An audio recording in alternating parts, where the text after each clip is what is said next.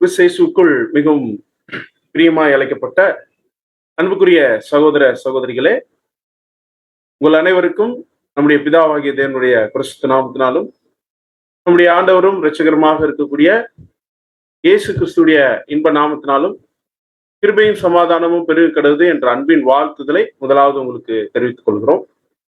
விசேஷமாக மதுரையில் இருக்கக்கூடிய கிறிஸ்துவின் சபையார் மற்றும் கோவில்பட்டி, திருநெல்வேலி, வள்ளியூர், நாகர்கோவில், அழகிய மண்டபத்தில் உள்ள சபையாரும் கூட கிறிஸ்துக்குள்ளான அன்பின் வாழ்த்துக்களை வெள்ளூர் சபையாருக்கு தெரிவித்துக் கொள்கிறார்கள். உங்களை எல்லாம் இந்த இணையதளத்தின் வாயிலாக பார்ப்பதிலே மிகுந்த மகிழ்ச்சியும் சந்தோஷத்தையும் அடைகிறேன்.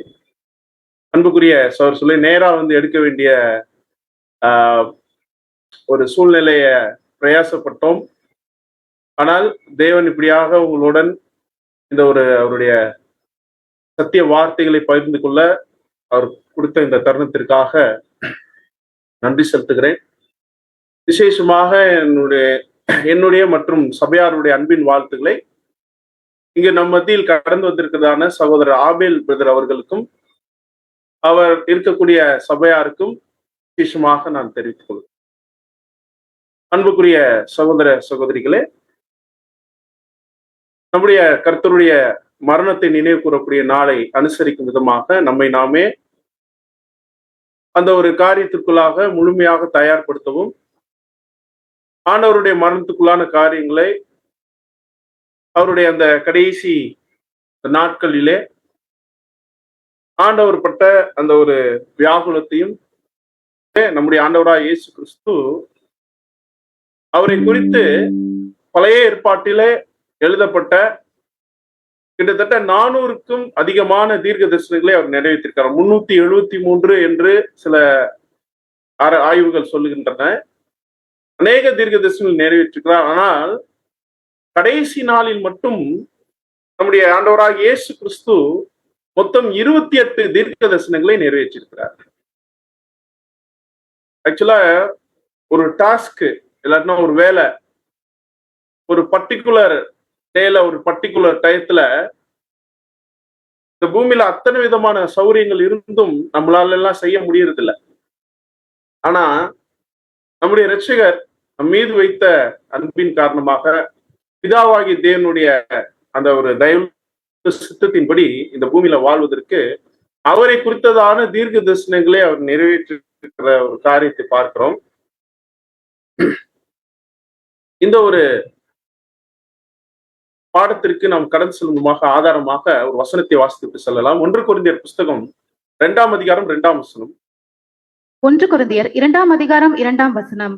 இயேசு கிறிஸ்துவை சிலுவையில் அறையப்பட்ட அவரையே அன்றி வேறொன்றையும் உங்களுக்குள்ளே அறியாதிருக்க தீர்மானித்திருந்தேன். ஆம், அன்புக்குரிய சொல் நம்முடைய அப்போஸ்தலனாகிய பவுல் சொல்கிறார், இயேசு கிறிஸ்துவை சிலுவையில் அறையப்பட்ட இயேசு கிறிஸ்துவே அப்படின்னு சொல்றார். 2 தடவை சொல்றார்.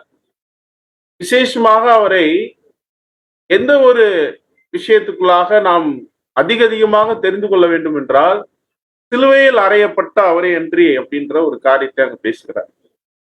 நமக்கு நிறைய கொஸ்டின்ஸ் வரும். அதுல ஒரு கொஸ்டின் என்ன அப்படின்னு பாத்தீங்கன்னா, ஆண்டவராய் இயேசு கிறிஸ்து ஏன் சிலுவையில் அறையப்பட வேண்டும்? ஆக்சுவலா நமக்கு அநேகருக்கு இதுக்கு பதில் தெரிஞ்சிருக்கணும். ஏன்னா நம்மலாம் அநேக நாட்கள் இந்த சத்தியத்துல நாம அந்த மெமோரியல் சீசன்ல தியானிச்ச ஒரு காரியம் தான். ஏன் ஆண்டவராய் இயேசு கிறிஸ்து சிலுவையில் அறியப்பட்டு மரிக்கணும்?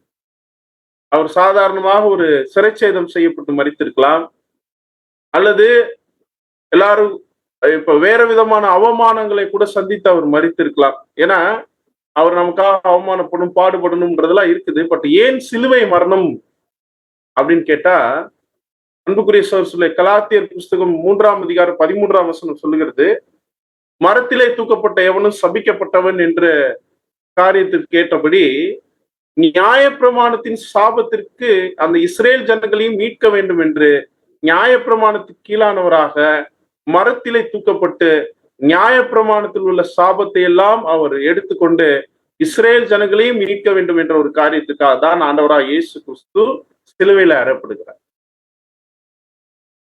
ஒரு சின்ன ஒரு விஷயம், இன்னைக்கு இந்த ஒரு காரியம் கூட இன்னைக்கு அநேக கிறிஸ்தவர்கள்ட்ட நம்ம கேட்கும் பொழுது ஏன் சிலுவையில் அவர் மரிக்க வேண்டும் என்றால் அநேகரிடம் இந்த பதில் இருக்காது.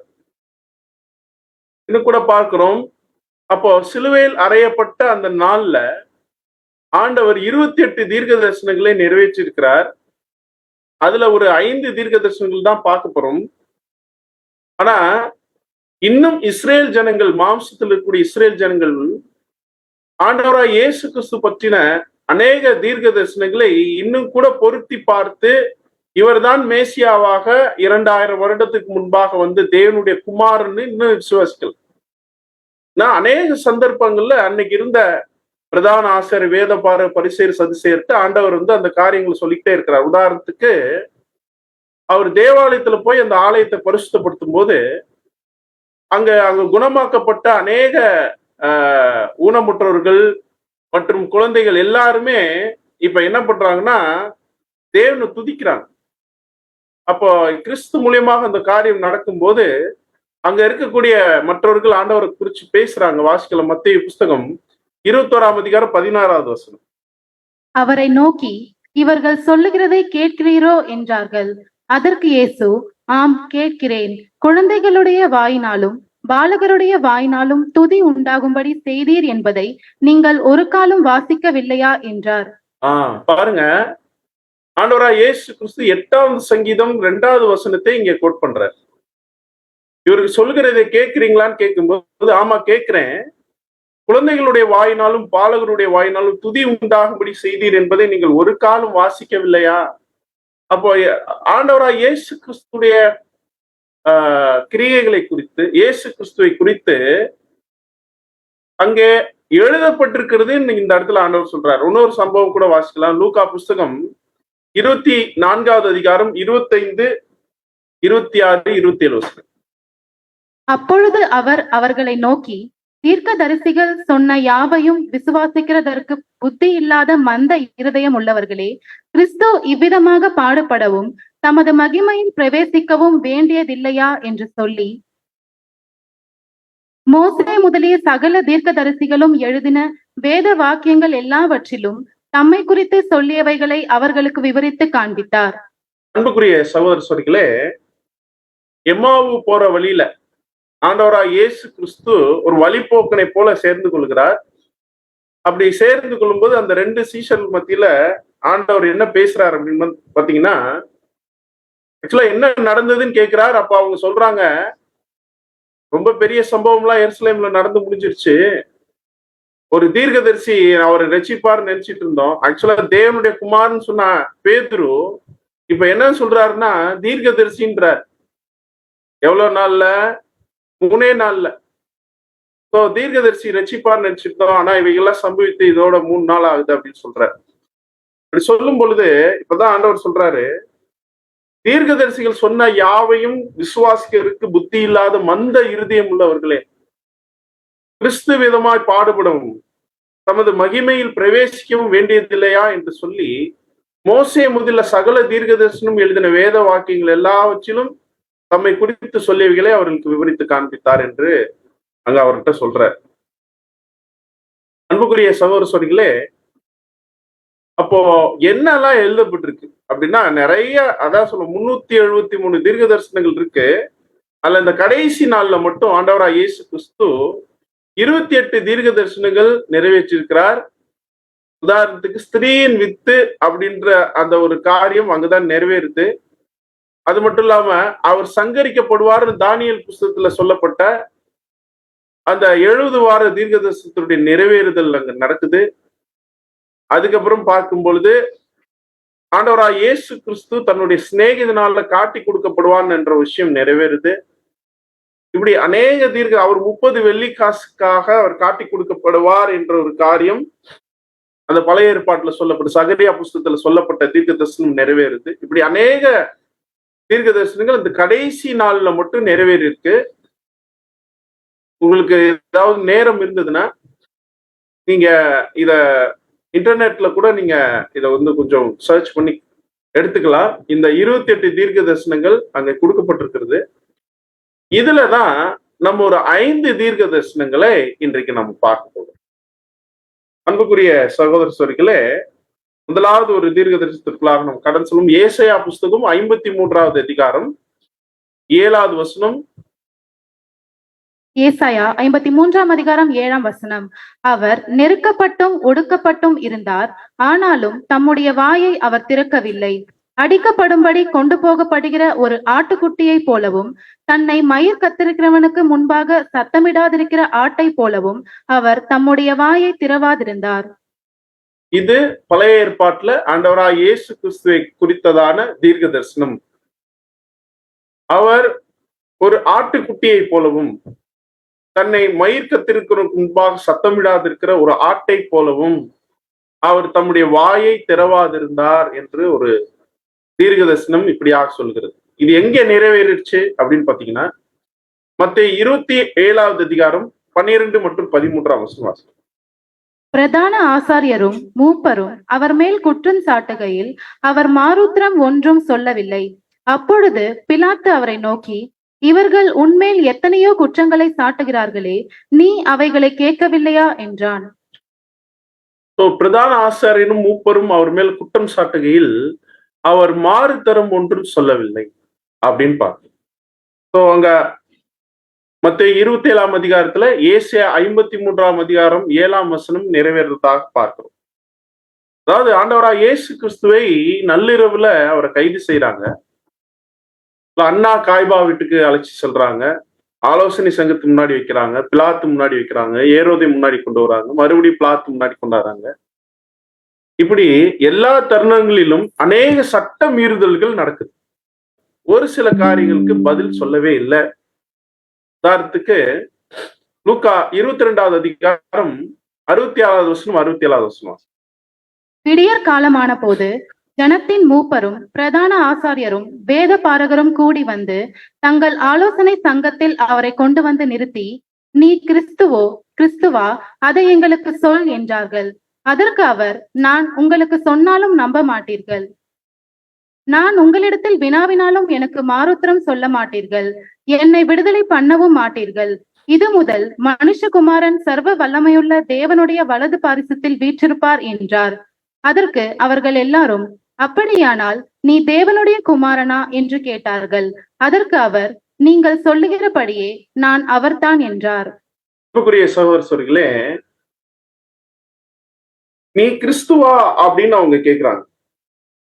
ஆண்டவர் சொல்றாரு, அவங்க கேட்ட கேள்விக்கு மட்டும் பதில் சொல்றாரு. அதாவது என்ன சொல்றாரு அப்படின்னு பாத்தீங்கன்னா, நான் உங்களுக்கு சொன்னாலும் நீங்கள் நம்ப மாட்டீர்கள், நான் உங்ககிட்ட கேட்டாலும் எனக்கு பதில் சொல்ல மாட்டீர்கள், என்னை விடுதலையும் பண்ண மாட்டீங்க அப்படின்னு சொல்லும் போதுதான் மறுபடியும் அவங்க என்ன கேட்கிறாங்கன்னா, நீ தேவனுடைய குமாரனா அப்படின்னு கேட்கும்போது அதற்கு அவர், நீங்கள் சொல்லுகிறபடியே நான் அவர்தான் அப்படின்னு சொல்றாரு. அப்போ அவங்க என்ன பண்றாங்கன்னா, வேற சாட்சி நமக்கு என்ன வேணும், வாயாலே கேட்கிறோமே அப்படின்னு கேட்கிறாங்க. மறுபடியும் இவரை எங்க அனுப்புறாங்க அப்படின்னு பாத்தீங்கன்னா, பிலாத்துக்கிட்ட அனுப்புறாங்க. பிலாத்து இப்ப ஆண்டவரை குறிச்சு என்ன கேட்கிறாரு அப்படின்னு பாத்தீங்கன்னா, யோவான் 18வது அதிகாரம் 33வது வசனம்.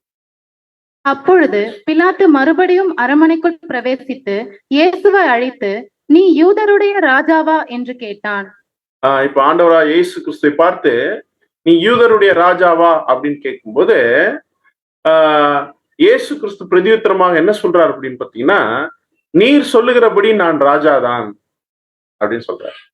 சத்தியத்தை குறித்து சாட்சி கொடுக்க நான் பிறந்தேன், இதற்காகவே இந்த உலகத்தில் வந்தேன், சத்தியவான் எவனும் என் சத்தம் கேட்கிறான் அப்படின்னு சொல்றார். அப்படின்னா இப்ப அடுத்தபடியாக பிலாத்து கேட்ட கேள்வி என்ன அப்படின்னு பாத்தீங்கன்னா, அன்புக்குரிய சகோதரர்களே, சத்தியமாவது என்ன அப்படின்னு கேட்கும் பொழுது இங்கே ஆண்டவராய் இயேசு கிறிஸ்து எந்த ஒரு மாறுதரமும் சொல்லவில்லை. அன்புக்குரிய சகோதரர்களே, தேவனுடைய குமாரனா அப்படின்னு கேட்கும்போது நீர் சொல்லுகிறபடிதான் அப்படின்னு சொன்னாரு. அதே சமயத்துல அவர் கொண்டு வந்த சத்தியத்தை பிலாத்துக்கிட்ட என்ன பண்ணலன்னு சொல்லல. இன்னும் அவர் என்னெல்லாம் சொல்லியிருக்கலாம் அப்படின்னு பாத்தீங்கன்னா, எதுக்காக என்னைய 12 மணிக்கு, அதாவது நள்ளிரவுல அரெஸ்ட் பண்ணீங்க, எந்த ஒரு சட்ட விதிப்படி அரெஸ்ட் பண்ணீங்க, எதற்காக என்னை அண்ணா விசாரித்தார், அதுக்கப்புறம் எதற்காக இந்த காய்பா பிரதான ஆசாரியன் தன்னுடைய வஸ்திரத்தை கிழித்தார், இது நியாயப்பிரமாணத்துக்கு விரோதமான ஒரு காரியம், ஆலோசனை சங்கத்தில் இத்தனை பேர் தான் என்னை விசாரிப்பீர்களா அப்படின்னு இப்படி அடுக்கடுக்கா என்ன பண்ணிருக்கலாம் அப்படின்னா, அநேக கேள்விகள் அவரால் கேட்க முடியும். இன்னும் சொல்ல போனா பிலாத்துட்ட சத்தியமாவது என்ன அப்படின்னு அவர் கேட்கும்போது இதுதான் சத்தியம்னு அவரால் எளிமையா என்ன பண்ண முடியும்னா அவர் புரிய வச்சிருக்க முடியும். ஏன்னா பிலாத்து இவரை ரிலீஸ் பண்ற மூட்ல தான் இருக்கிறார். அன்புக்குரிய சகோதர சகோதரிகளே, அவர் அடிக்கப்படுகிற ஒரு ஆட்டுக்குட்டியை போல தன்னுடைய வாயை திறவாதிருந்தார். அவர் இந்த பூமியிலே செலுத்த வேண்டிய பலிக்கு இடையூறாக என்னென்ன காரியம் இருந்ததோ அந்த காரியத்தை அவர் நேர்த்தியாக அவர் கையாள்றார். எப்போ பேசணும் எப்ப பேசக்கூடாது என்பதை ரொம்ப சரியாக புரிந்து வைத்து பழைய ஏற்பாட்டுல ஏசாயா 53ஆம் அதிகாரம் 7ஆம் வசனத்தில் சொன்ன தீர்க்க தரிசனத்தை இங்க ஆண்டவரா இயேசு கிறிஸ்து நிறைவேற்றார். இந்த தீர்க்க தரிசனத்தை ஆண்டவரா இயேசு கிறிஸ்து நிறைவேற்றதுனால நமக்கு என்ன லெசனா இருக்கும் அப்படின்னு பாத்தீங்கன்னா, யாக்கோபு 3ஆம் அதிகாரம் 6ஆம் வசனத்தை நம்ம வாசித்தோம் என்றால், அப்போஸ்தலனாகிய யாக்கோபு என்ன சொல்றாருன்னா, நாவும் நெருப்பு தான், அது அநீதி நிறைந்த உலகம் அப்படின்னு சொல்றாரு. அன்புக்குரிய சகோதர சகோதரிகளே, நம்முடைய நாவை நாம் எதற்காக இன்றைக்கு பயன்படுத்தி கொண்டிருக்கிறோம்னா, எந்த சூழ்நிலையில பயன்படுத்தி கொண்டிருக்கிறோம்னா, அநேகர் என்ன பண்றோம் அப்படின்னு பாத்தீங்கன்னா, பேச வேண்டிய சூழ்நிலை நேரத்துல பேசுறது இல்ல, பேசக்கூடாத சூழ்நிலையில அதை குறிச்சு பேசுறது. இப்படி அநேக காரியங்களை என்ன பண்றோம் அப்படின்னா கையாளக்கூடியவர்களாக நாம் இருக்கிறோம் அப்படின்றத பார்க்கணும். இன்னும் பாத்தீங்கன்னா, யாருகிட்ட பேசணும், எதற்காக பேசணும், எதை குறித்து பேசணும் அப்படின்றதுல ஒரு தெளிவு இல்லாம நாம என்ன பண்றோம் அப்படின்னு பாத்தீங்கன்னா, ஒரு நிதானத்திற்குள்ளாக இல்லாம அப்படின்னா, அன்புக்குரிய சகோதரர் சொல்லி ஆவியினுடைய கனிகள் நிறைஞ்சு இருக்கும்போது இந்த அத்தனை விஷயங்களும் நமக்குள்ள இருக்கும். இந்த வசனம் வாசிக்கலாம். யாக்கோபு 3ஆம் அதிகாரம் 6ஆம் வசனம். நாவும் நெருப்புதான், அது அநீதி நிறைந்த உலகம். நம்முடைய அவயவங்களில் நாவானது முழு சரீரத்தையும் கரைப்படுத்தி ஆயுள் சக்கரத்தை கொளுத்து விடுகிறதாயும் நரக அக்கினியினால் கொளுத்தப்படுகிறதாயும் இருக்கிறது. அது அநீதி நிறைந்த உலகம் அப்படின்னு சொல்றார். ஏன்னா இந்த சின்ன இந்த நாவை வைத்துக்கொண்டு ஒரு மிகப்பெரிய ஒரு அநீதி நிறைந்த உலகத்தை உருவாக்கி விடலாம். அன்புக்குரிய சகோதரர், இதுதான் இன்றைக்கு அப்போஸ்தலனாகிய யாக்கோபு நமக்கு சொல்றார்.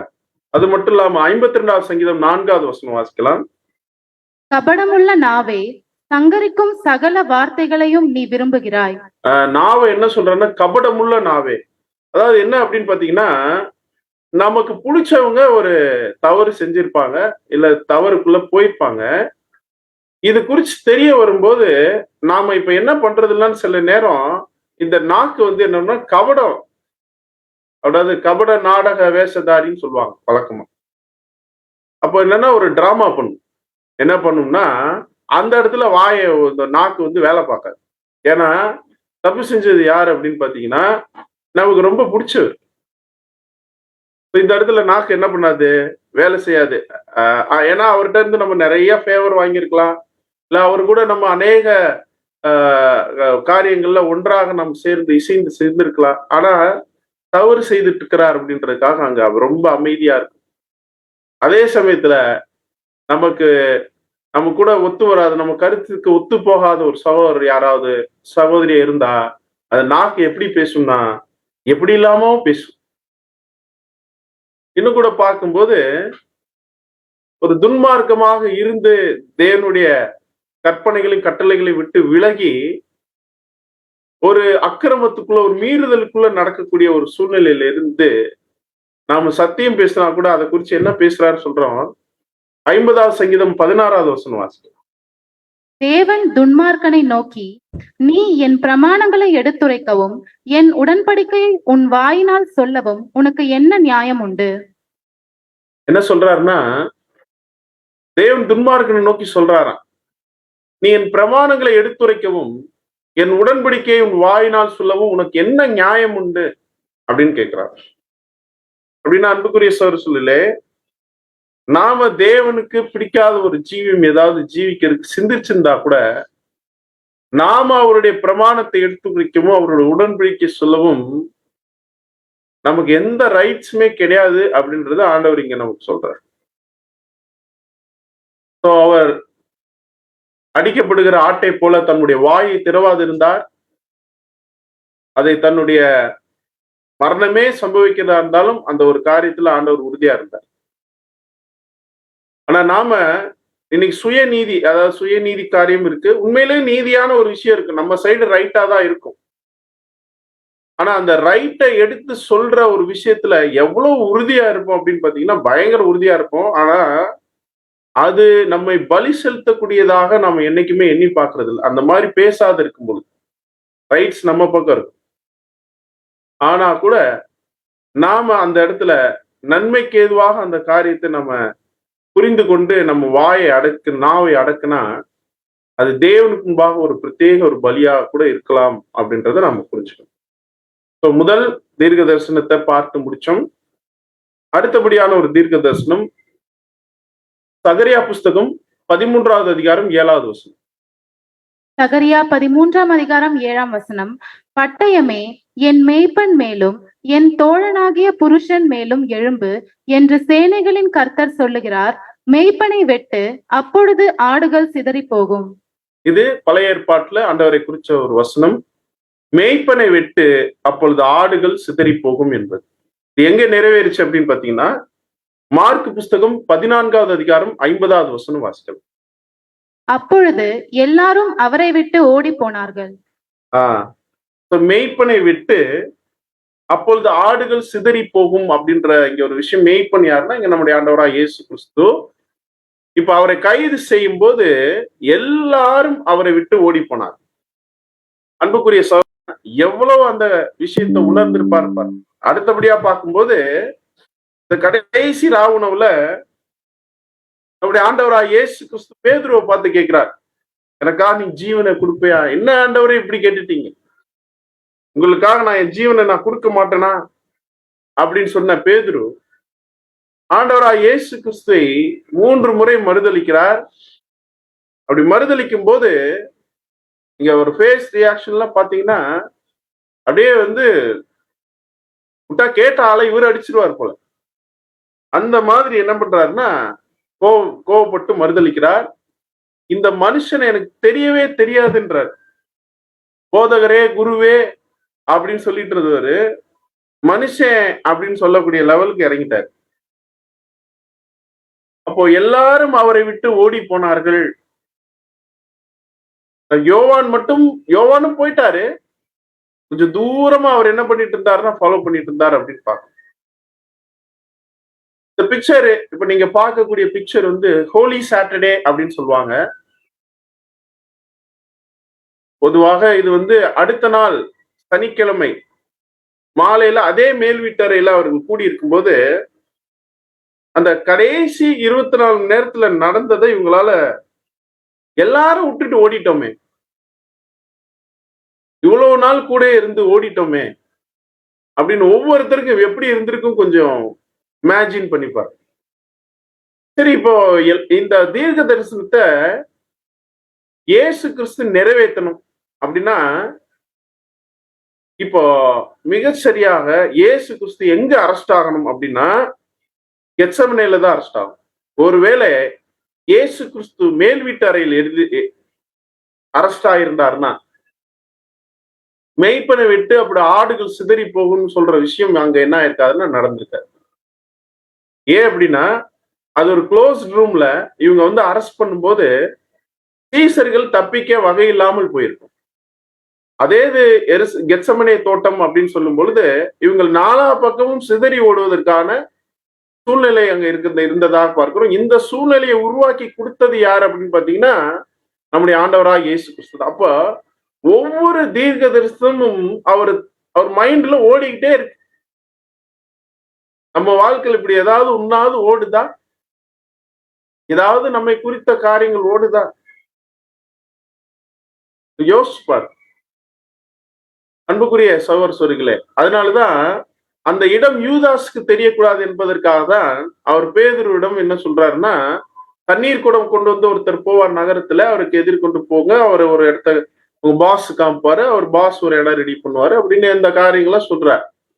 ஒரு வழக்கமாக போகக்கூடிய அந்த ஒலிவ மலைன்ற அந்த கெத்செமனே தோட்டத்திற்கு அப்போஸ் அந்த 12 சீசன்ல யூதாஸ் வருவார் அப்படின்ற ஒரு காரியத்தை ஆண்டவர் முன்னு வச்சு இந்த தீர்க்க தரிசனத்தை மிக ஞானமாக ஆண்டவராக இயேசு கிறிஸ்து நிறைவேற்றார். அன்புக்குரிய சோர்ஸ்ல பேதுரு விட்டுட்டு ஓடிட்டார். அதே பேதுரு என்ன எழுதுறாருன்னா, 1 பேதுரு புஸ்தகம் 2ஆம் அதிகாரம் 25வது வசனம். சிதறுண்ட ஆடுகளைப் போல் இருந்தீர்கள், இப்பொழுதோ உங்கள் ஆத்துமாக்களுக்கு மெய்ப்பரும் கண்காணியும் ஆனவரிடத்தில் திருப்பப்பட்டிருக்கிறீர்கள். பாருங்க, இவர்தான் ஓடி போனாரு, மறுதளிச்சாரு. ஆனா என்ன எழுதுறாருன்னா, சிதறுண்ட ஆடுகளைப் போல் இருந்தீர்கள், இப்பொழுதோ உங்கள் ஆத்துமாக்களுக்கு மெய்ப்பரும் கண்காணியமான இடத்தில் திருப்பப்பட்டிருக்கிறீர்கள் என்று எழுதுறார். அன்புக்குரிய சகோதரர்களே, ஒரு சில சமயம் மந்தையில இல்லாத ஆடுகள் மாதிரி எங்கேயாவது கேட்டுக்கு வெளியில ஓரத்துல இல்லைன்னா எதையாவது பராண்டிக்கிட்டு இந்த மாதிரி ஏதாவது தாவிக்கிட்டு குதிச்சுக்கிட்டு இருந்தோம்னா இருந்துருக்கலாம். இந்த ஒரு காலத்திலேயாவது நாம என்ன பண்ணணும், நம்முடைய மேய்ப்பர் இடத்துல திருப்பப்பட்டிருக்கணும். அன்புக்குரிய சகோதரர்களே, திருப்பப்பட்டிருக்கிறீர்கள் என்ற வசனம் நம்முடைய வாழ்க்கையில இன்னைக்கு என்ன பண்ணிட்டு இருக்குன்னா நிறைவேற்று. 2வது தீர்க்க தரிசனம், மெய்ப்பனை விட்டு ஆடுகள் சிதறி போகும் என்ற தீர்க்க தரிசனம் நிறைவேறின ஒரு காரியத்துல நமக்கு இருந்த ஒரு பாடத்தையும் நம்ம பார்த்தோம். 3வதா ஏசாயா புஸ்தகம் 52வது அதிகாரம் 14வது வசனம் வாசிக்கிறோம். மனுஷனை பார்க்கிலும் அவருடைய முக பார்வையும் மனுபுத்திரனை பார்க்கிலும் அவருடைய ரூபமும் இவ்வளவு அந்த கேடு அடைந்தபடியினாலே அவரை கண்ட அநேகர் பிரமிப்படைந்தார்கள். மனுஷனை பார்க்கிலும் அவருடைய முகப்பார்வையும் மனுபுத்திரரை பார்க்கிலும் அவருடைய ரூபமும் இவ்வளவு அந்த கேடு அடைந்தபடியினாலே அவரை கண்ட அநேகர் பிரமிப்படைந்தார்கள் என்று சங்கீத புஸ்தகமும் இதுக்கு அடிஷனலா ஒரு ப்ராபசி இதை சப்போர்ட் பண்ணுது. 22வது சங்கீதம் 17வது. என் எலும்புகளையெல்லாம் நான் எண்ணலாம், அவர்கள் என்னை நோக்கி பார்த்து கொண்டிருக்கிறார்கள். என் எலும்புகளை எல்லாம் நான் எண்ணலாம். எங்க நிறைவேறிச்சு அப்படின்னா மத்தேயு 27வது அதிகாரம் 26வது வசனம். அப்பொழுது அவன் பரபாசை அவர்களுக்கு விடுதலையாக்கி இயேசுவையோ வாரினால் அடிப்பித்து சிலுவையில் அறையும்படிக்கு ஒப்பு கொடுத்தான். இயேசுவையோ வாரினால் அடிப்பித்து, எத்தனை தடவை அடிச்சிருப்பாங்க தெரியாது. யூதர்களுடைய முறைமைப்படி 40 அடி அடிக்கணும், இல்ல 39 அடிச்சுட்டு திருப்பி அடுத்த சான்ஸ்க்கு அடிக்கலான்னு கூட ரிலீஸ் பண்றது உண்டு.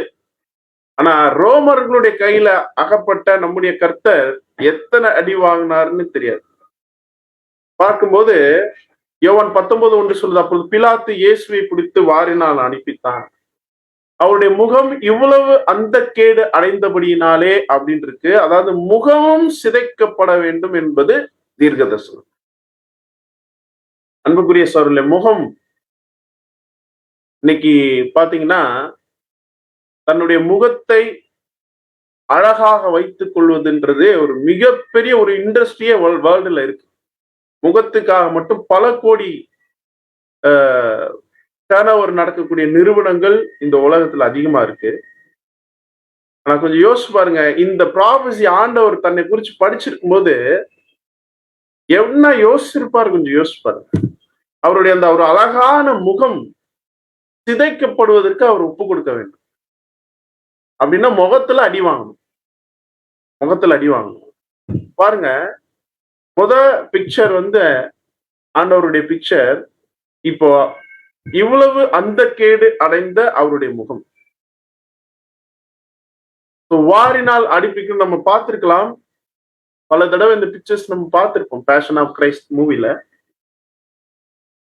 எல்லா தருணங்களிலும் அவர் பிதாவாகி தேவனுடைய சித்தம் இதுதானா அப்படின்ற ஒரு சிந்தை மாத்திரம் அத்தனை அடியும் வாங்க வச்சுச்சு. இவ்வளவு என்னுடைய முகம் இவ்வளவு அந்த கேடு அடையணும்னா நான் ரெடியா இருக்கேன். பார்க்கிற அன்புக்குரிய சகோதரர்களே, என் எலும்புகளை எல்லாம் எண்ணலாம் என்று நம்ம அங்க பார்க்கிறோம். விசேஷமாக அவர் தலையிலே சூட்டப்பட்ட முள்முடிதான் அவர் இவ்வளவு அந்த கேடு அடைந்தார் என்பதற்கு உதவியாக இருந்த ஒரு காரியம். என்ன அப்படின்னா, அவர்கள் அந்த முள்முடியை சூட்டி அவர்கள் அந்த தசையில அந்த தலையில அமுக்கும் போது அந்த மெலிதான அந்த முகத்துல அந்த முட்கள் இறங்கி அதுல ஒரு முள் அவருடைய வலது கண்ணை கூட பாதித்தது என்று நாம் பார்க்கிறோம். இப்போ அன்புக்குரிய சகோதர சகோதரிகளே,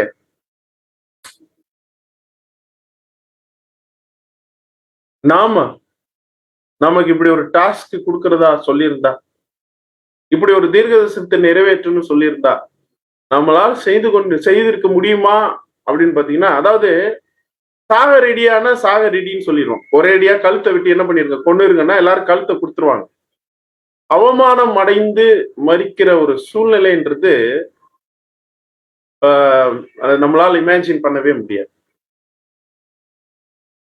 அன்புக்குரிய சொல்லி இன்னைக்கு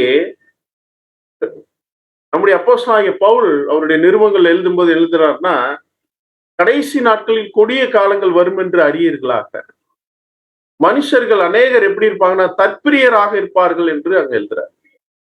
தற்பிரியர்கள்னா தன்னை ரொம்ப நேசிக்கக்கூடியவர்களாக, அதாவது எப்படி சொல்றது, உதாரணத்துக்கு இன்னைக்கு இந்த செல்போன்ல செல்ஃபி எடுக்கிறாங்க இல்லையா, இந்த செல்ஃபி கான்செப்டே எதை சொல்ல வருதுன்னா, அவர்கள் தங்களை தற்பிரியர்களாக இருக்கிறார்கள் என்ற ஒரு காரியத்தை சொல்ல வருது. அதே மாதிரி பார்க்கும்போது தங்களுடைய முகத்தை சிங்காரித்துக் கொள்வதற்கு, விசேஷமாக சகோதரிமார்கள் எடுத்துக்கலாம். இன்னைக்கு எவ்வளவு அந்த ஒரு காரியத்துக்கு முக்கியத்துவம் கொடுக்கிறார்கள் அப்படின்றதெல்லாம் நம்ம பார்க்கணும். ஸோ அன்புக்குரிய சகோதரர்களே, இந்த இருதயத்தில் மறைந்திரு சாந்தமும் அமைதலுமாகி அந்த இருதயத்தில் மறைந்திருக்கிற குணமே தேவனுடைய பார்வையில் மிகவும் அலங்காரமாக இருக்கிறது, விலையேறப்பட்டதாக இருக்கிறது என்பதை நாம் எப்பொழுதுமே மறந்து விடக்கூடாது. அதாவது அந்த ஃபிளஷ் கேட்கக்கூடிய அந்த ஒவ்வொரு நீடு, அது எல்லாமே ரசல் பதர் என்ன எழுதுறாங்கன்னா ஒரு இடத்துல பிளஸ் நீட்ஸ் எல்லாமே அனிமல் குவாலிட்டிஸ்ன்னு எழுதுறாரு, அனிமலோடைய குவாலிட்டிஸ்ன்னு எழுதுறாரு.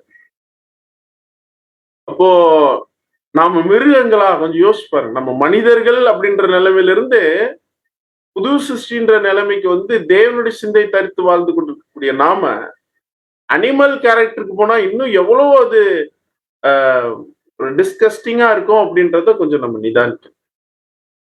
ஸோ செல்ஃப், அந்த தற்பிரியர்கள் அப்படின்ற ஒரு காரியத்தை கூட நாம நிதானித்து நாம அப்படி எதுவும் இருக்கிறோமா, நம்மளை ஏதாவது ஸ்பெஷலா கவனிச்சுக்கிறோமா, அதாவது ஆரோக்கியமாக இருக்க வேண்டும் என்பது நிச்சயமாக மறுக்க முடியாத உண்மை. ஏன்னா இந்த மண்பாண்டத்தில் தான் நம்ம அவருடைய பொக்கிஷத்தை தரித்து கொண்டிருக்கிறோம், வாங்கி வைத்திருக்கிறோம். மண்பானம் உடையாம காப்பாற்ற வேண்டியது நம்முடைய கடமை. இது வாடகை வீடு, முதலாளிகிட்ட திருப்பி கொடுக்கணும். அவர் எடுத்துக்கும் போது எடுத்துக்குவார், கேட்கும் போது கொடுத்துடணும். அது வரைக்கும் இதை மெயின்டைன் பண்ண வேண்டியது நம்மளுடைய கடமை, அதை நாம செய்யணும். ஆனா இதை அழகுபடுத்துவது என்பது, சிங்காரிப்பது என்பது நம்முடைய வேலை அல்ல. அடுத்ததான ஒரு தீர்க்க தரிசனத்துக்குள்ளாக போலாம். 22வது சங்கீதம் 8வது வசனம். கர்த்தர் மேல் நம்பிக்கையா இருந்தானே, அவர் இவனை விடுவிக்கட்டும். இவன் மேல் பிரியமா இருக்கிறாரே, இப்பொழுது இவனை மீட்டு விடட்டும் என்கிறார்கள். 22வது சங்கீதம் என்ன சொல்லுது அப்படின்னா, இவர் ஆண்டவர் அந்த சிலுவையில இருக்கும்போது இப்படி சொல்லுவாங்க அப்படின்னு சொல்லுது. கர்த்தர் மேல் நம்பிக்கையா இருந்தானே, அவர் இவனை விடுவிக்கட்டும், இவன் மேல் பிரியமா இருக்கிறாரே, இப்பொழுது இவனை மீட்டு விடட்டும் என்கிறார். எங்க நிறைவேறிச்சு அப்படின்னா மத்தேயு 27வது அதிகாரம் 41 மற்றும் 42 வாசகம். அப்படியே பிரதான ஆசாரியரும் வேத பாரகரும் மூப்பரும் பரியாசம் பண்ணி மற்றவர்களை ரட்சித்தான், தன்னைத்தான் ரட்சித்துக் கொள்ள திராணி இல்லை. இவன் இஸ்ரவேலின் ராஜாவானால் இப்பொழுது சிலுவையிலிருந்து இறங்கி வரட்டும், அப்பொழுது இவனை விசுவாசிப்போம். இன்னும் மத்தேயு 27 அதிலே 43. தன்னை தேவனுடைய குமாரன் என்று சொல்லி தேவன் மேல் நம்பிக்கையா இருந்தானே, அவர் இவன் மேல் பிரியமா இருந்தால் இப்பொழுது இவனை ரட்சிக்கட்டும் என்றார்கள். அன்புக்குரிய சொல்லி 22வது சங்கீதத்துல சொல்லப்பட்ட இந்த தீர்க்க தரிசன வசனமும் ஆண்டவருடைய வாழ்க்கையில் என்ன பண்ணுதுன்னா நிறைவேறுது. அன்புக்குரிய சொல்லி இப்ப நம்ம பார்க்கும் பொழுது மத்தேயு 27:44 சொல்லுகிறது, அவரோட கூட சிலுவையில் அறையப்பட்ட கள்ளரும் அந்தபடியே அவரை நிந்தித்தார்கள். யாரெல்லாம் நிந்திக்கிறான்னா பிரதான ஆசாரியர். ஆக்சுவலா சிலுவையில ஆண்டவராகிய இயேசு கிறிஸ்து அங்க தொங்கிக் கொண்டிருக்கும் போது பிரதான ஆசாரியருக்கு அங்க என்ன வேலை? பிரதான ஆசாரியன் இப்ப எங்க இருக்கணும் அப்படின்னு பாத்தீங்கன்னா, ஆண்டவராய் இயேசு கிறிஸ்து மதியம் 3 மணிக்கு அவர் மரிக்கிறார் அப்படின்றது நமக்கு தெரிந்ததுதான். 3 மணிக்கு அவர் எங்க இருக்கணும் அப்படின்னா, பஸ்கா ஆடு அடிக்கப்படக்கூடிய அந்த ஒரு தருணத்துல அவர் அங்க இருந்திருக்கணும். ஆனா இவர் எங்க இருக்கிறாருன்னா, இங்க இருக்கிறார்.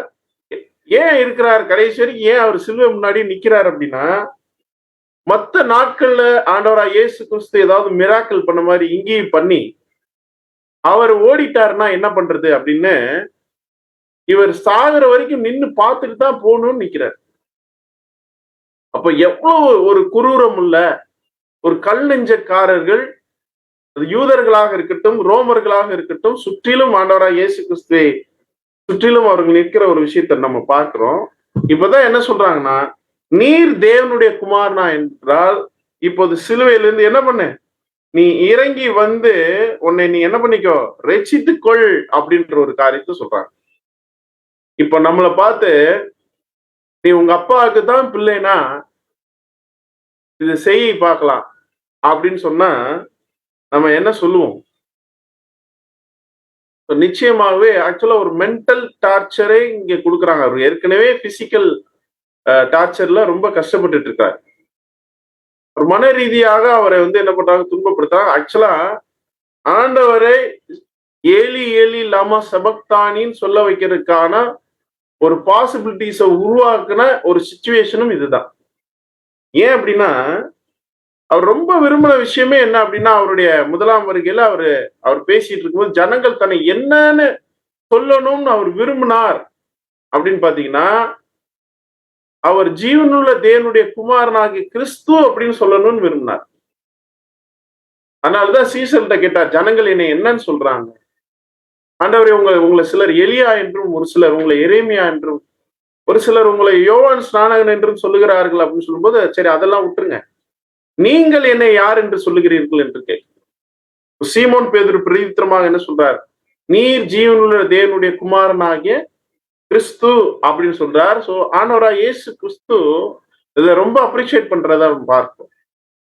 அப்ப நீ தேவனுடைய குமாரன் தான் ரட்சித்துக்கொள் அப்படின்னு சொல்ற அந்த ஒரு காரியத்துல இப்ப ஒரே ஒரு விஷயம் மட்டும்தான் ஆண்டவர் அந்த இடத்துல எதிர்பார்த்துட்டு இருக்கிறார். வானத்துல இருந்து ஒரு சின்ன ஒரு சத்தம்.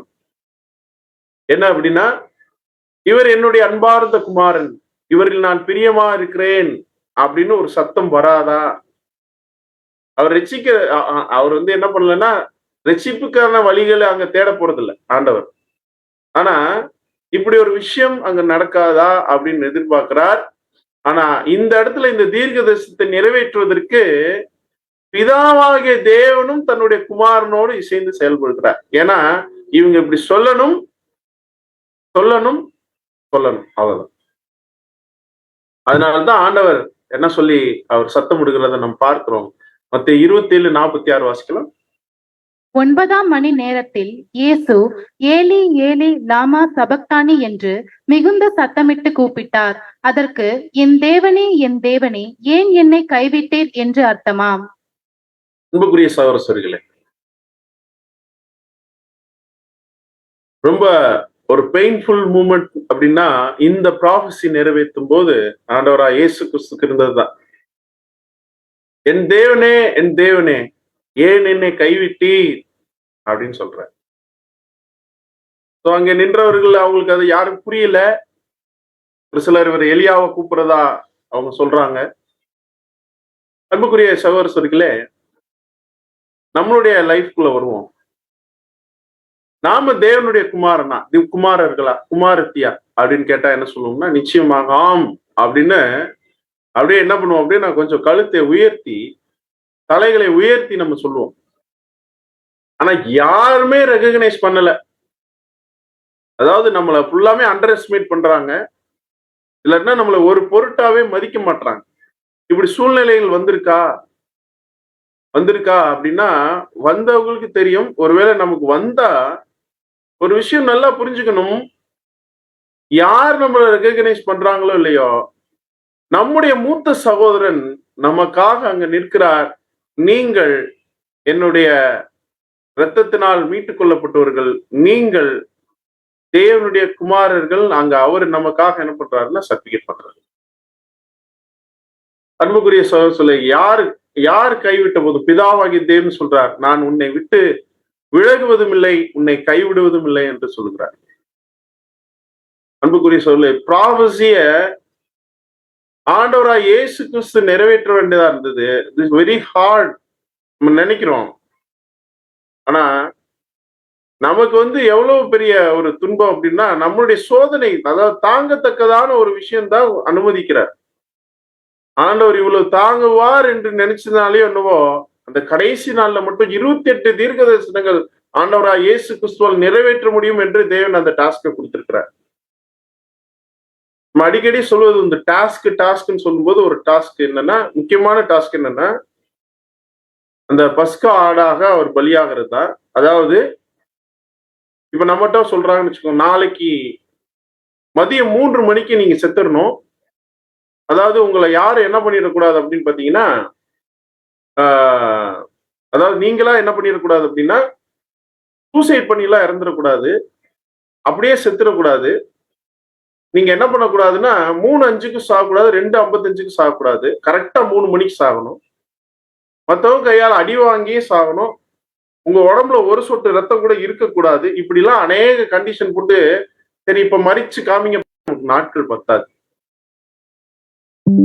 கடைசியான ஒரு தீர்க்க தரிசனத்துக்குள்ள நம்ம கடந்து போறோம். 22வது சங்கீதம் 18வது வசனம். என் வஸ்திரங்களை தங்களுக்குள்ளே பங்கிட்டு என் உடையின் பேரில் சீட்டு போடுகிறார்கள். பழைய ஏற்பாட்டுல ஆண்டவராய் இயேசு கிறிஸ்துடைய வஸ்திரத்தை பங்கிட்டு சீட்டு போடக்கூடிய ஒரு காரியம். இது எங்க நிறைவேறுச்சுன்னா யோவான் 19ஆம் அதிகாரம் 24வது வசனம் வாசிக்கிறேன். அவர்கள் இதை நாம் கிழியாமல் யாருக்கு வருமோ என்று இதை குறித்து சீட்டு போடுவோம் என்று ஒருவரோடொருவர் பேசிக் கொண்டார்கள். என் வஸ்திரங்களை தங்களுக்குள்ளே பங்கிட்டு என் உடையின் மேல் சீட்டு போட்டார்கள் என்கிற வேத வாக்கியம் நிறைவேறத்தக்கதாக போர் சேவகர் இப்படி செய்தார்கள். அன்புக்குரிய சகோதரர்களே,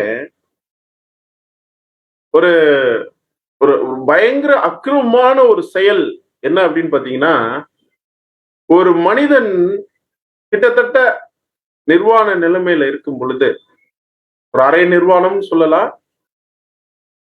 இந்த ஒரு நிலைமையில இருக்கும்போது அவனுடைய ஆடையை பறித்துக் கொள்வது என்பது அல்லது எடுத்துக்கொள்வது என்பது ரொம்ப ஒரு அருவருக்கத்தக்க ஒரு காரியம். கொஞ்சம் யோசிச்சு பாருங்க. நம்மளால ஒரு பப்ளிக்ல நம்முடைய சட்டை கிழிஞ்சிருச்சு அப்படின்னா அந்த ரோட்ல நடந்து வர முடியுமா? ஆண்டவராய் இயேசு கிறிஸ்து இந்த நிலைமையில அவருடைய ஆடையை அவங்க பங்கிடுறாங்க. ஆனா நாம பார்க்கிறோம், இந்த ஆடை கடைசியாக இப்ப யாருக்கு வந்தது அப்படின்னா நமக்கு வந்தது. நீதிமொழிகள் புஸ்தகம் 16:33 வாசிக்கலாம். சீட்டு மடியிலே போடப்படும், காரிய சித்தியோ கர்த்தரால் வரும். அன்புக்குரிய சகோதரர்களே, சீட்டு யாருனாலும் போடலாம். இன்னைக்கு எத்தனையோ ஜனங்களுக்கு இந்த சத்தியத்தை தேவன் கொடுத்திருக்கலாம், எத்தனையோ பேரை அழைச்சிருக்கலாம். ஏன் நம்ம அப்படின்னா, நீதியின் வஸ்திரம் அப்படின்ற ஒரு வஸ்திரத்தை நாம் என்றைக்கு உடன்படிக்கை செய்து கொண்டோமோ அன்றைக்கு நமக்கு தந்து இந்நேர மட்டிலே வழி நடத்திட்டு இருக்கிறார். அன்புக்குரிய சகோதரர்களே, ஒரு போர் சேவனுக்கு எப்படி அந்த வஸ்திரம் கிடைத்ததோ, இன்றைக்கும் நம்முடைய ஆண்டவராய் இயேசு கிறிஸ்து நம்மளை எந்த மாதிரி இருக்க சொல்றாருன்னா ஒரு போர் சேவனாக தான் இருக்க சொல்றார். அதனால அப்போஸ்தலனாகிய பவுல் எழுதின காரியத்தை பார்க்கலாம். 2 தீமோத்தேயு 2:3 வாசிக்கலாம். நீயும் இயேசு கிறிஸ்துவுக்கு நல்ல போர் சேவகனாய் தீங்கு அனுபவி. நீயும் இயேசு கிறிஸ்துவுக்கு நல்ல போர் சேவகனாய் தீங்கு அனுபவி அப்படின்றார். அந்த வஸ்திரம் நமக்கு தான் கிடைச்சிருக்கு. என்ன நிலைமையில கிடைச்சிருக்குன்னு நம்ம ஒரு நிமிஷம் நிதானிக்கணும். ஆண்டவராய் இயேசு கிறிஸ்து நம்முடைய ஒட்டுமொத்த பாவங்களையும் ஏற்றுக்கொண்டு நாம தேவனுக்கு முன்பாக ஒரு நீதிமானாக காணப்படுவதற்கு நீதியின் வஸ்திரத்தை நமக்கு தந்துவிட்டு போயிருக்கிறார்.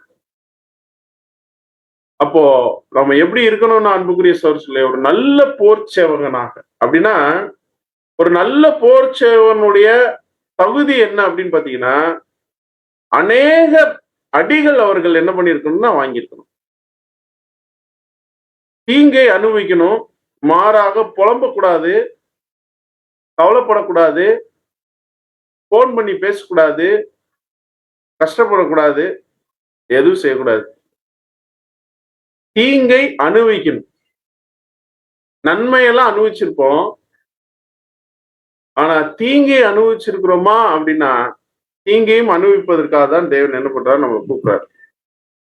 இது கூட பார்க்கலாம். பிலிப்பியர் 1:29 வசனம். ஏனெனில் கிறிஸ்துவினிடத்தில் விசுவாசிக்கிறதற்கு மாத்திரமல்ல, அவர் நிமித்தமாக பாடுபடுகிறதற்கும் உங்களுக்கு அருளப்பட்டிருக்கிறது. விசுவாசிக்கிறதுக்கு மாத்திரமல்ல, அவர் நிமித்தமாக. அதனால்தான் அன்புக்குரிய சொல்ல, வேர்ல்டுலே ஒரு மிகப்பெரிய ஒரு பிரிவிலேஜ் என்ன அப்படின்னா, அதாவது ரொம்ப நாம டெய்லி நன்றி சொல்லக்கூடிய ஒரு காரியம் என்ன அப்படின்னு பாத்தீங்கன்னா, தேவனை என்னைய மட்டும் தேர்ந்தெடுத்து பாடுபடுதல் அப்படின்ற ஒரு விஷயத்தை எனக்காக கொடுத்திருக்கீங்களேன்னு சொல்ற அந்த ஒரு காரியத்துக்கு தான் நன்றியே சொல்லணும். எதுவுமே பாடுகள் இல்லைன்னா கொஞ்சம் அண்டர்ஸ்டாண்ட் பண்ணணும். ஏன் அப்படின்னா, ஒரு சோதனை தரார் அப்படின்னா விசுவாசத்தின் நிமித்தம் அதை நாம ஜெயிச்சிருக்கணும். ஒருவேளை தோத்து கடந்தோம்னா ஃபர்தரா 2வது ஒரு பாடுக்கான ஒரு சோதனை வராது. ஏன்னா முதல்ல இன்னும் என்ன பண்ணல, ஜெயிக்கல. அப்படின்னா அன்புக்குரிய சொல்லே, பாடுகள் நிச்சயமாக தேவனுடைய பிள்ளைகளுடைய வாழ்க்கையில இருக்கும். கிறிஸ்துவ நிமித்தம் என்ன பண்ணணும், பாடுபடணும். இன்னும் கூட வாசிக்கலாம். 2 தீமோத்தேயு 3:12 வசனம். அன்றியும் கிறிஸ்து இயேசுவுக்குள் தேவ பக்தியாய் நடக்க மனதாயிருக்கிற யாவரும் துன்பப்படுவார்கள். சொன்னது பாடு. பாடுனா நம்முடைய மாம்சத்திலிருந்து, மற்றவர்கள் கொடுக்கக்கூடிய உலகத்திலிருந்து, சாத்தானிலிருந்து எல்லாமே பாடு. அதே சமயத்துல துன்பப்படுறதுன்றது ஒரு சகோதரர்கள் மத்தியில நாம அந்த ஒரு காரியத்துல சகிக்கிறது அப்படின்றது துன்பப்படுறதுக்கு அடையாளமா. அன்புக்குரிய சோழர்கள், இந்த பாடுகள் துன்பங்கள் ஒரு லெவல் வரைக்கும் தான் இருக்கும், அதுக்கப்புறம் இருக்காது அப்படின்னு நம்ம சொல்லவே முடியாது. ஏன்னா மரண பரியந்தம், முடிவு பரியந்தம் இந்த பாடுகளும் இந்த துன்பங்களும் இருக்கும். ஏன்னா இயேசு கிறிஸ்துவுக்கு இருந்துச்சுன்னா அது நிச்சயமாக நமக்கு இருக்கும். அவர் கடைசியா சாத்தான் வச்ச எப்படி ஞானஸ்தானம் எடுக்கும்போது அந்த 3 டெஸ்ட் வச்சானோ, சிலுவையிலும் இதே 3 டெஸ்ட் அவன் வைக்கிறான், மறுபடியும் வைக்கிறான். ஜெயிச்சிட்டாரே, அவருக்கு அடுத்து வைக்க தேவையில்லை அப்படிலாம் இல்லை. அன்புக்குரிய சொல்ல, நாம் ஒருவேளை ஜெயித்திருக்கலாம், ஆனால் மறுபடியும் அதே டெஸ்ட் வருமா என்றால் நிச்சயமாக வரும். எப்பொழுதுமே ஜெயம் கொள்கிறவர்களாக நாம் இருக்கணும். அன்புக்குரிய சொல்ல, இந்த ட்ரெஸ், இந்த வஸ்திரம் நீங்க நமக்கு கிடைச்சிருக்கு. அப்ப பொதுவா இப்ப நம்ம என்ன நினைப்போம் அப்படின்னா, எல்லாரும் சரியா இருந்துட்டா நானும் என்ன ஆயிடுவேன், சரியா இருந்திருப்பேன் அப்படின்னு சில நேரங்கள் நம்ம சொல்றதுக்கான தவறு செய்யறோம். ஏன்னா அதுதான் ஆதாமுடைய அந்த துர்குணம். என்ன அப்படின்னா, இந்த பழத்தை ஏன் ஆதாம் சாப்பிட்டேன்னா, நான் எங்க சாப்பிட்டேன், இவங்கதான் கொடுத்தாங்க. ஏப்பா நீ சாப்பிட்ட, நான் எங்க சாப்பிட்டேன், இதுதான் ஏமாத்துச்சு, வஞ்சிச்சு அப்படின்னு அடுத்தால தூக்கி போடுற கான்செப்ட் இருக்கு பாத்தீங்களா. இது ஆதாம்கிட்ட இருந்து அப்படியே வழி வழியா வந்தது. அப்படின்னா அன்புக்குரிய சொல்ல, ஒரே ஒரு விஷயம் வசனம் என்ன சொல்லுதுன்னா, மத்தேயு 7:12 வசனம். ஆதலால் மனுஷர் உங்களுக்கு எவைகளை செய்ய விரும்புகிறீர்களோ அவைகளை நீங்களும் அவர்களுக்கு செய்யுங்கள், இதுவே நியாய பிரமாணமும் தீர்க்க தரிசனங்களுமா. அன்புக்குரிய சொல்ல, மனுஷர் உங்களுக்கு எவைகளை செய்ய விரும்புகிறீர்களோ அவைகளை நீங்களும் அவர்களுக்கு என்ன பண்ணுங்க, செய்யுங்க. இந்த இடத்துல என் சகோதரன் எனக்கு இரக்கம் பாராட்டணும் அப்படின்னு நீங்க நினைக்கிறீங்களா, நீங்களும் என்ன பண்ணுங்க, இரக்கம் பாராட்டுறது எப்போ அப்படின்னா, ஒரு மனுஷன் தவறு செய்து தண்டனைக்குரியவராக நிற்பார், அவருக்கு அடுத்து தண்டனை தான் கொடுக்கணும். அப்படி தண்டனை கொடுக்க வேண்டிய சூழ்நிலையில நீங்க அவர் மேல காட்டக்கூடியது மாத்திரம்தான் இரக்கம். இப்படிதான் நமக்கு செய்தார். நாமெல்லாம் அழிஞ்சு போறதுக்காகவே பிறந்து வாழ்ந்து போறவங்க. அப்படி ஒரு சூழ்நிலையில நம்மள மீட்பதற்காக தேவனுடைய இரக்கம் தான் அவருடைய குமாரன்.